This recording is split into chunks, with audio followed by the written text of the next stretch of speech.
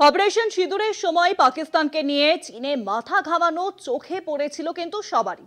সেই পাকিস্তান ও চীনের উদ্যোগে নয়া জোট হতে চলেছে কি এবার? সার্কের বিকল্প নতুন জোট গড়ছে চীন পাকিস্তান, রয়েছে বাংলাদেশও, জানাচ্ছে এক্সপ্রেস ট্রিবিউন। 19শে জুন চীনের কুনমিংয়ে চীন পাকিস্তান ও বাংলাদেশের বৈঠক। পরের মিটিংয়ে সার্কের তালিকায় থাকা সবকটি দেশকেই ডাকা হতে পারে। সার্কে এতদিন চীন ছিলই না, সেই জন্যই কি এই নয়া রাষ্ট্র জোটের ভাবনা? খেলছে কি তবে চীনই? পাকিস্তান কি তাদের হাতের পুতুল? ভারত কি এই জোট মেনে নেবে? সময় যে উত্তর দেবে। নতুন আঞ্চলিক জোট গঠনের পরিকল্পনা নিয়ে কাজ করছে পাকিস্তান ও চীন। এর সঙ্গে যুক্ত রয়েছে বাংলাদেশও।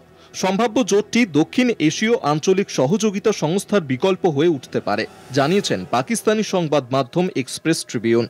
গত 19শে জুন চীনের কুনমিং শহরে বাংলাদেশ, চীন ও পাকিস্তানের মধ্যে ত্রিপাক্ষিক বৈঠকে 3 দেশের উচ্চ পর্যায়ের কূটনীতিকরা অংশ নেন।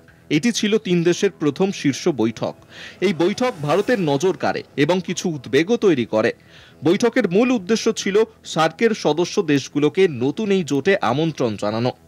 সার্কে রয়েছে আফগানিস্তান, বাংলাদেশ, ভুটান, ভারত, মালদ্বীপ, নেপাল, পাকিস্তান এবং শ্রীলঙ্কা। সার্কে চীন না থাকায় নয়া রাষ্ট্র জোটের ভাবনা। বেশ কয়েকটি সূত্রের বরাত দিয়ে এক্সপ্রেস ট্রিবিউন জানিয়েছে, ভারতকে নতুন প্রস্তাবিত এই জোটে আমন্ত্রণ জানানো হতে পারে, তবে দিল্লি এতে ইতিবাচক সাড়া দেবে না বলেই ধারণা করা হচ্ছে। কারণ ভারতের আঞ্চলিক নীতি ও স্বার্থ অন্য দেশের চেয়ে আলাদা। মূলত বাণিজ্য, যোগাযোগ ও আঞ্চলিক সংযুক্তি বাড়ানোই হবে নতুন জোটের মূল লক্ষ্য।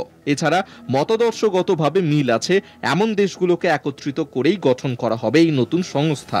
সর্বশেষ সার্ক সম্মেলন হয়েছিল 10 বছর আগে। সম্প্রতি পেহেলগাম হামলার পর ভারত পাকিস্তানের ব্যবসায়ীদের জন্য সার্কের বিশেষ ভিসা সুবিধাও বাতিল করে দেয়, যা সার্কের ভবিষ্যৎকে আরও নিশ্চিত করে তোলে। তবে এই নতুন জোটে ভারত রাজি হবে কিনা সেটাই দেখার। কলকাতা টিভি।